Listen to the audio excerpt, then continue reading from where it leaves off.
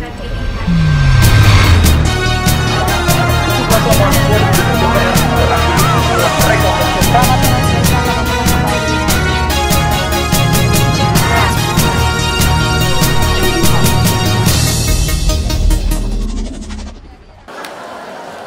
legislatif Dewan Perwakilan Rakyat Republik Indonesia (DPR RI) yang juga Ketua DPD Partai Demokrat Mulyadi gelar kampanye untuk daerah pemilihan 2 yang meliputi Kabupaten Pasaman, Pasaman Barat, 50 kota, Agam, Kabupaten Padang Pariaman dan Kota Pariaman, Kota Payakumbuh, serta Kota Bukit Tinggi. Di hadapan pendukungnya, Mulyadi mengklaim telah membawa anggaran APBN senilai 7 triliun rupiah untuk membangun Sumatera Barat selama 3 periode menjadi anggota DPR RI. Hadir dalam kampanye ribuan emak-emak Kota Bukit Tinggi. Kami emak-emak dari Kota Bukit Tinggi.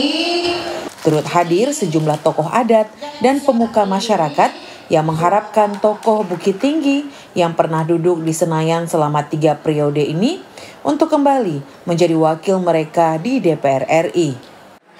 Pada pesta demokrasi tahun 2024 ini, kita harus torehkan dengan tinta emas seorang putra Bukit Tinggi hadir lagi di DPR RI pada tahun 2024 ini. Yang hadir di DPR RI selama ini hanya Insinyur Haji Mulyadi. Beliau adalah berpengalaman di DPR RI pusat. Sudah 3 kali kita menganjurkan beliau. Sudah terlihat oleh kita apa kerja yang beliau berikan kepada negara Jawa. Pada tahun 2021 lalu, Mulyadi mundur sebagai anggota DPR RI karena maju sebagai calon gubernur Sumatera Barat. Sehingga anggaran pusat yang bisa ia bawa untuk membangun Sumatera Barat jadi berkurang. Tolong sampaikan salam ambo melalui ibu-ibu kadut sana awak di rumah, ke tetangga awak, ke keluarga awak. Baraso Pak Mulyadi sudah hadir dan sudah menyampaikan niatnya dan minta izin kepada Bundo Kandung untuk maju kembali menjadi anggota DPR RI. Jadi kalau dilihat dari sini judulnya kembali ke DPR RI. Itu sebetulnya saya ambil dari suara-suara yang muncul di tengah-tengah masyarakat. Jadi 3 kali ambo terpilih menjadi anggota DPR RI 2009 2004 balik, periode kedua 2004 balik 2009 balik, periode ketiga 2009 balik 2024, periode yang ketiga ambo mengundurkan diri di tengah jalan karena ada desakan dari tokoh-tokoh dan masyarakat untuk ambo maju menjadi calon gubernur. Sebagai syarat untuk bisa maju menjadi calon gubernur harus melapehkan jabatan menjadi anggota DPR RI. Sehingga ambo alah 3 tahun mundur dari DPR RI, maka dari itu muncul keluhan dari tokoh masyarakat dan masyarakat. Pak Mul, sejak Pak Mulyadi mundur menjadi anggota DPR RI, APBN atau PT pusat turun tidak sebanyak dulu lagi, tidak selancar dulu lagi. Berbeda waktu Pak Mulyadi masih anggota DPR, banyak sekali bantuan-bantuan pemerintah pusat, program-program pusat yang turun ke kampung kami. Maka dari itu, tokoh masyarakat dan masyarakat meminta balik capek-capek ke DPR RI Pak Mul. Nah, ini kan balik ke DPR RI, kembali ke DPR RI. Itu sebetulnya latar belakang kenapa saya menulis kembali ke DPR RI. Sekaligus doa kita bersama sehingga dengan saya diharapkan kembali ke DPR RI, APBN atau anggaran pusat, program pusat akan mengucur deras kembali seperti yang pernah saya lakukan. Tidak kurang anggaran pusat yang telah Ambo bawa ke Sumatera Barat, yaitu sekitar 7 triliun rupiah. Macam-macam programnya itu, ada yang kalau di Bukit Tinggi, flyover Raukun yang Bukit Tinggi, jalan bypass, revitalisasi Ngarai Siano, P4IP setiap kelurahan, lampu jalan, bentor, rumah tidak layak huni, dan lain-lain. Banyak sekali. Saking banyaknya saya pun gak hafal, karena itu ada 7 triliun.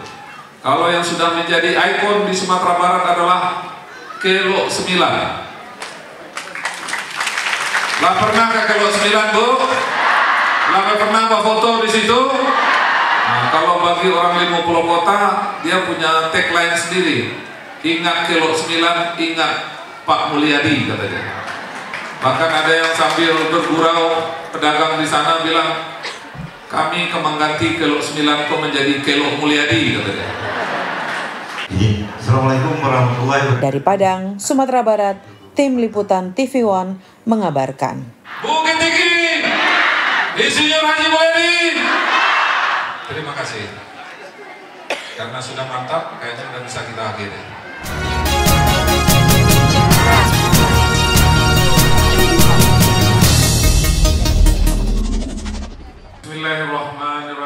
Ketua Dewan Pengurus Daerah Partai Demokrat Sumatera Barat Mulyadi himbau kader yang menjadi calon legislatif pada pemilu 2024 untuk berpolitik santun dan memaknai pemilu sebagai pesta demokrasi, tanpa adanya saling serang, saling fitnah, dan dalam suasana riang gembira. Yang terpenting menurutnya, caleg Demokrat harus bisa adu gagasan dan kinerja agar dipercaya oleh rakyat. Menjadi anggota DPR RI itu harus punya kapasitas. Kalau dia tidak punya kapasitas, hanya punya isi tas, dia hanya bisa menjadi pelengkap di DPR RI nanti. Banyak anggota DPR RI di DPR hanya pelengkap penderita, pelengkap penyerta, tapi tidak ada gunanya bagi orang kampung. Ajang pemilu ini harus kita maknai sebagai sebuah pesta demokrasi. Pesta demokrasi yang harus kita lakukan dalam kondisi yang riang gembira. Tidak boleh saling menjegal, tidak boleh saling menghasut, tidak boleh saling memfitnah, tapi mari kita mengadu kinerja, menyampaikan visi misi. Yang paling penting, ibarat sebuah pepatah yang paling terkenal di Minang ini, kalau saya sampaikan dalam bahasa Indonesianya begini, terangkan saja lampu kita, tapi jangan padamkan lampu orang. Nah, ini pesan saya kepada kader. Kalau Anda ingin terpilih, sampaikan apa yang bisa Anda lakukan terhadap masyarakat, apa yang bisa Anda janjikan masyarakat, tapi Anda tidak perlu menjelek-jelekan kompetitor Anda. Karena itu akan dinilai oleh masyarakat bahwa Anda tidak punya kapasitas untuk menjadi seorang wakil rakyat. Kalau Anda sampai menjelek-jelekan kompetitor Anda atau saingan Anda. Tapi kalau Anda mampu dan punya potensi, saya yakin Anda akan percaya diri untuk menyampaikan potensi yang Anda miliki kepada masyarakat. Itu pesan saya kepada kader-kader saya di Partai Demokrat, sehingga masyarakat menilai mereka secara positif, tidak negatif, karena kalau negatif itu berdampak juga kepada partai saya yang saya pimpin di Sumatera Barat ini. Nah, Bapak sendiri untuk persiapan tinggal beberapa hari lagi ini, apalagi yang kurang rasanya, Pak? Ya biasanya begini, kalau tinggal beberapa hari ini sebetulnya kan tinggal mengunci saja kan, undecided voter itu sudah sangat kecil. Jadi kalau kita berbicara tentang perilaku pemilih, kita kan petakan pada saat jauh sebelumnya itu ada yang namanya strong voter, ada swing voter, ada undecided voter. Mungkin kalau jangka waktu pemilihan masih lama, undecided orang yang pemilih ragu itu yang belum menentukan pilihan itu masih banyak. Sekarang dengan tinggal beberapa hari, sebagian besar orang sudah menentukan pilihannya. Mungkin hanya tinggal 5% ke bawah yang belum. Nah, tinggal kita meyakinkan dan menjaga agar orang yang sudah menetapkan hatinya untuk memilih kita, agar jangan berpindah ke orang lain. Itu saja sebetulnya. Makanya salah satu fungsi dari kampanye-kampanye, salah satunya lah kalau di hari-hari terakhir itu mengentertain pemilih, itu bukan mencari pemilih. Nah, kalau dilihat ada konser ini, itu sebetulnya lebih mengentertain pemilihnya, bukan lagi mempengaruhi orang dari pemilih A pindah ke pemilih B, itu udah lewat waktunya. Nah, jadi tinggal mengentertain, mengunci, sehingga dia datang nanti ke TPS. Yang paling penting dia datang ke TPS. Percuma dia memilih kita, tapi pada saat tanggal 14 mereka tidak datang. Itu sebetulnya yang perlu kita lakukan. Yang kedua, saya akan mengkonsolidasikan sebagai ketua partai, mengkonsolidasikan seluruh saksi-saksi saya. Mereka sekarang terus berjalan pelatihan. Saya ada beberapa kali datang di kabupaten kota memberikan arahan kepada saksi-saksi dan menyampaikan tidak boleh satu suara pun suara partai kita hilang pada perhitungan suara. Dan sekarang kan sudah boleh difoto yang namanya C1 Plano, dan kita sistemnya online pakai aplikasi. Jadi insya Allah perhitungan suara juga akan didapat lebih awal, dan juga mungkin ada juga quick count yang seperti biasa Presiden quick count, yang DPR RI juga mungkin ada quick count, sehingga pada hari H itu tanggal 14 itu sudah diketahui pemenangnya Presiden siapa, DPR RI siapa. Insya Allah itu bisa dilakukan pada tanggal 14 Februari nanti. Kuncinya konsisten.